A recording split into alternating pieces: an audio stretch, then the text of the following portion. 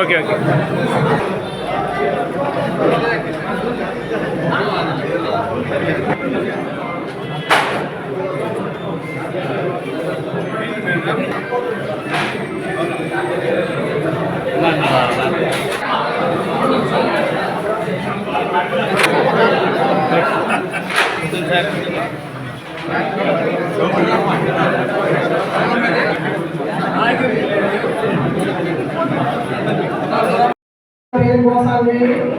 అంటే అరవై జిల్లాకు మహిళా అధ్యక్షురాలు కూడా ఈ ఏదీని అలంకరించి ప్రజలందరికీ నమస్కారాలు.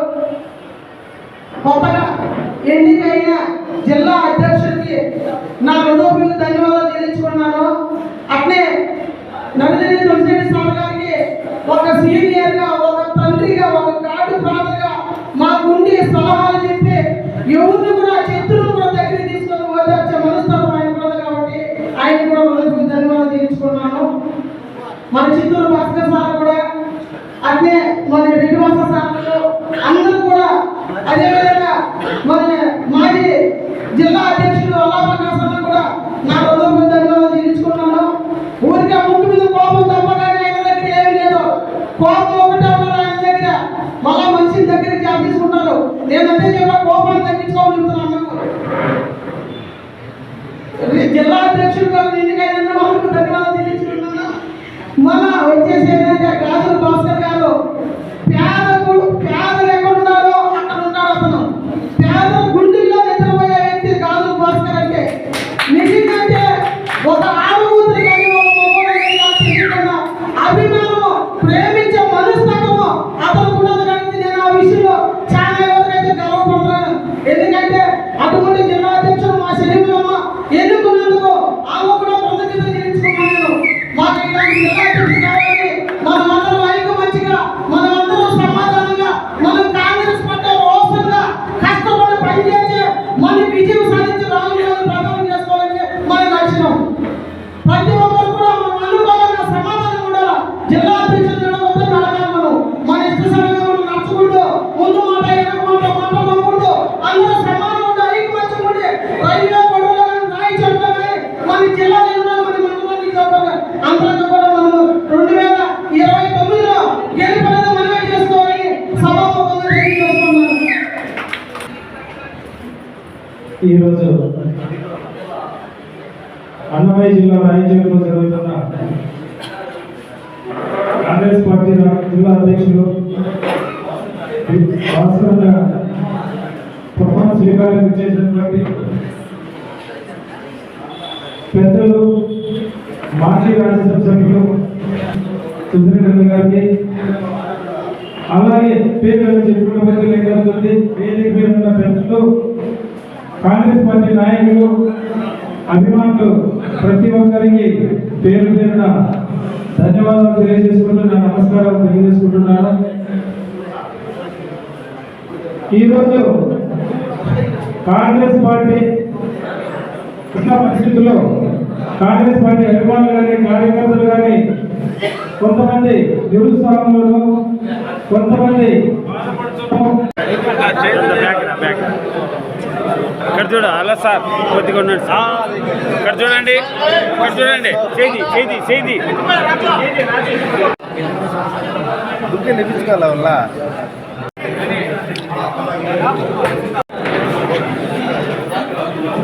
మీరు ఆ సైడ్ కొద్దిగా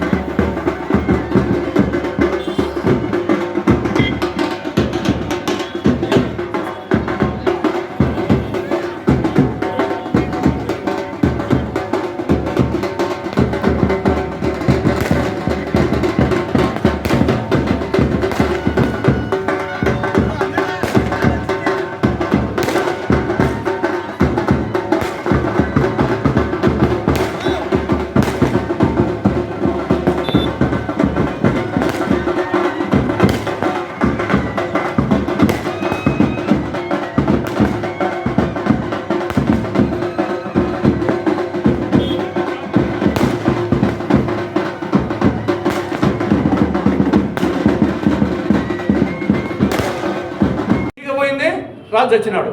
ఎవరికి నష్టం ఇది? ఆ విధంగా చంద్రబాబు నాయుడు ఆయన అనాలోచిత చర్య వలన ఈనాడు తిరుమల ప్రతిష్టకు, వెంకటేశ్వర స్వామి ప్రతిష్టకు, తిరుమల లడ్డుకు భంగం కలిగే విధంగా ఆయన ప్రవర్తన ఉంది. ఇప్పటికైనా సరే ఒక ఎంక్వైరీ చేసేసి, అది సిబిఐ ఎంక్వైరీ, జ్యుడిషియల్ ఎంక్వైరీ వేసి దానికి కల్తీ జరిగిందా లేదా, కల్తీ జరిగింటే ఎవరు కారకులు, ఆ సరఫరాదారులు కారకురా, తర్వాత వచ్చేసి క్వాలిటీ కంట్రోల్ యూనిట్ వల్ల, విజిలెన్స్ వల్ల, టీటీడీ చైర్మనా, టీటీడీ యూఓనా, ముఖ్యమంత్రి ఎవరినది విచారణ తెలుస్తుంది. అది చేయకుండా వచ్చేసి విధంగా ఒక విధమైనటువంటి ప్రపంచవ్యాప్తంగా అపనమ్మకం కలిగేట్టుగా చేయడం అనేది చంద్రబాబు నాయుడు చేసినటువంటి ఒక ఘోరమైన తప్పిదం టీటీడీ విషయం చెప్పేసి నా అభిప్రాయం. ఇప్పటికైనా ఎంక్వైరీ ఏమో డిమాండ్ చేస్తున్నాం. కాబట్టి ఏది ఏమైనా ఈ 3 లక్ష్యాల కోసం ఈ యొక్క అన్నమయ్య జిల్లాలో అటు గాజుల భాస్కర్ గారు ఇంకా చాలా ఇప్పుడు వేసింది ఒక 10% మాత్రమే కమిటీలు వేశారు.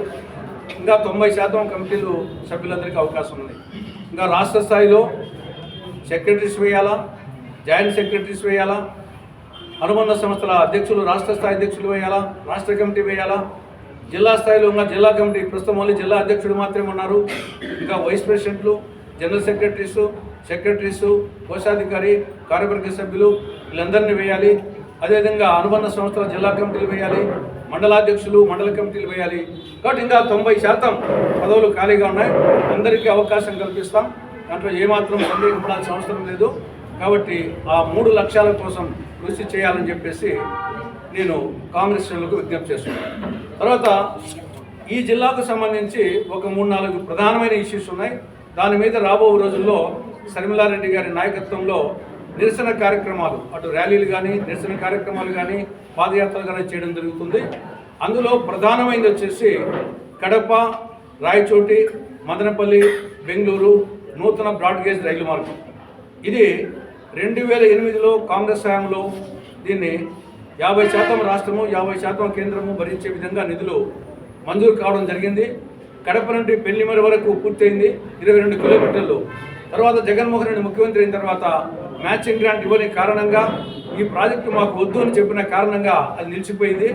దీనికి ఈ ప్రాంతానికి చెందినటువంటి ఎంపీ మిథున్ రెడ్డి గారు, అక్కడ అవినాష్ రెడ్డి గారు, ఈ ఎమ్మెల్యేస్ ఇది చాలా వచ్చేసి ప్రాంతాలకి చీరని అన్యాయం చేయడం జరిగింది. కాబట్టి దాని మీద ఇప్పుడు ఈ గవర్నమెంట్ వచ్చింది. Jaganmohan Reddy government matching grant ఇవ్వలేదు. ఇమీడియట్గా మీరు మ్యాచింగ్ గ్రాంట్ ఇవ్వండి, ఇమీడియట్గా స్టార్ట్ చేయండి. లేకుంటే కన్నా అతి త్వరలో శర్మిలారెడ్డి గారి నాయకత్వంలో మొత్తం కడప నుండి మదనపల్లి వరకు వచ్చేసి పాదయాత్ర కానీ అటువంటి కార్యక్రమాలు పెట్టడం జరుగుతుంది. నంబర్ 1 అది. నంబర్ 2, ఈ ప్రాంతంలో కరువు, ఇప్పటికే కరువు ఛాయలు బాగా కనబడుతున్నాయి, పైర్లు ఎండిపోతూ ఉన్నాయి.